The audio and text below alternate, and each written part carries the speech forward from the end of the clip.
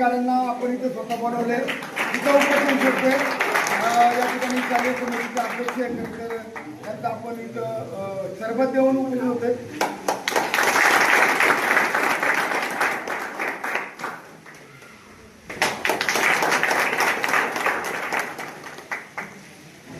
उपोषणाप्रमाणे खरं तर आपण या ठिकाणी साहेब बसा शाळेवर आणि उपोषण सोडलेलं आहे. आंबेडकर साहेब हे ग्रामस्थ म्हणजे माझ्या जीवाचं काळजी. ठीक आहे, तिथून इथं आले, त्यांनी समजून घेतला, आम्हाला तुम्ही लेखी नाही दिलं तरी आम्ही तुमच्या शब्द उपोषण सोडले. पण आम्हाला लेखी दिले नाही आणि तुम्ही जर उद्या आम्हाला काय हलगर्जीपणा झाला तर आम्ही तुम्हाला पण सुट्टी देणार नाही. आता मी इशारा लोकांच्या समोर करतो. तुम्ही आमचे एक पहिला प्रकल्प अधिकारी आदिवासी असल्यामुळं 1.5 दिवस आम्ही तुम्हाला रिस्पेक्ट दिलं आणि वरून काही जरी नाही आलं तरी तुम्ही आज या ठिकाणी शाळेवर येऊन उपोषण सोडलेलं आहे. त्याबद्दल मी तुम्हाला धन्यवाद देतो. संपूर्ण ग्रामस्थ मंडळी सगळ्यांनी त्याग केला. मी काल साहेब सकाळी 10 वाजता आलतो तर रात्री 1:30 वाजता रात्री मी तिथनं आलो. म्हणजे काय बाबा या तर उपोषणाला तोंड दाखवायचं पळून जायचं हे रक्त माझं नाही. एखादी गोष्ट करायची ती मनापासून करायची. मी रात्री सांगितलं होतं का मला उद्या 3-4 तास फिरेल, मी 12 वाजता येईल. तुम्ही ते उपोषण जरी तुम्ही लोक इथं आणली तरी मला मी काय नाराज नाही. शेवटी माणसं माझे, साहेब माझे, कार्यकर्ते माझे. त्याच्यामुळं हे उपोषण साहेब सुटले. पण इथून पुढच्या भविष्य काळामध्ये मी रात्रीपणे मुख्याध्यापकाला साहेब पुढे मुख्याध्यापक दोघांनी मी सुधारून राहायचे. या शाळेवरती परत जर गावकऱ्यांची तक्रार आली तर मुख्याध्यापक आणि अध्यक्षाला सुट्टी नाही. गावकऱ्यांच्या समोर सांगतोय, साहेबांच्या समोर सांगतोय, तुमच्या ज्या तक्रारी आमच्याकडे आल्या होत्या त्याचं आम्ही समर्थन करत नाही.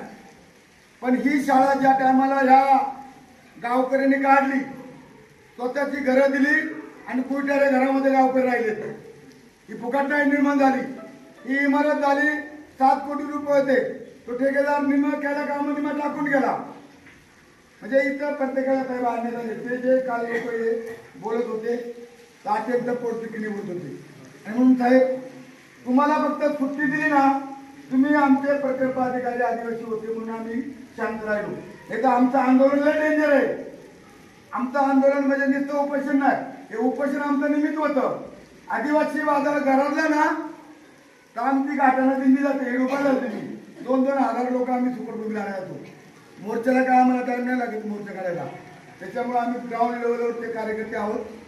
तुम्हाला आमची विनंती आहे, तुमचा कालावधी आमच्या प्रकल्प कार्यालयामध्ये चांगला जावा. आज या आंब्याच्या शाळेमध्ये जे काही नाही ते तुम्ही सुविधा बघा. मशीन स्वतः सोडले. या ठिकाणी सगळ्याच गावकरी सर्वांची नावं घेतल्या, पण सर्वांनीच खूप इथं मी एक निमित्त आहे साहेब, मी निमित्त आहे. देवराम लांडे निमित्त आहे. मी इथला हे बांधकाम चालू होतं. मी त्यात भीती लोटून दिली तर मी इथं हेडून बातमी नाही काढू नये. बांधकाम लोटून दिलं तर मी त्याला पैसे नाही आमच्या तुला इथं मी आणतो बोगस काम केलं म्हणून मी कधी कोणाला घाबरत नाही. त्याच्यामुळं तो विषय नाही. आता पुढचा येणारा काळ याला आपण इमारत खरं तर पालकमंत्र्याकडे तुम्ही मला प्रस्ताव द्या. पालकमंत्र्यांच्या थ्रू आदिवासी मंत्र्याकडे जाईल आणि इथं काय लागतील त्या इमारतीसाठी आपण मदत करू. जे आता आजनव्याला झाले, खटकाळ झाले, अतुल शेटनी बऱ्यापैकी कामं ती खरं तर 500 आश्रम राहिला, इमारती सोनावळा, खटकाळे, नंतर खिरेश्वर, सोमटवाडी सगळ्या ठिकाणी अतुल शेटनी कामं केलेत. शेवटी इथं राजकारणाचा हिरा आहे, आपल्याला काम करायची आणि म्हणून कोणीच्याही कोंबड्यांना पाठ व्हावा. पण असं नाही की बुवा ते काम राहील. म्हणून कुठल्या प्रकारचा मीडियाच्या माध्यमातून जबाबदारी होतोय.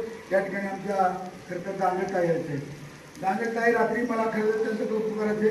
त्या रात्री साहेबांना सुट्टी भेटल्यामुळे त्या रात्री रात्रभर तिथं महिलांबरोबर होत्या. शेवटी त्यांना वाटते माझं गाव आहे, माझा नवरा जरी सर्विसला आहे तरी पण आम्हाला काम केलं पाहिजे. अशा प्रकारचं त्यांना धन्यवाद देतो.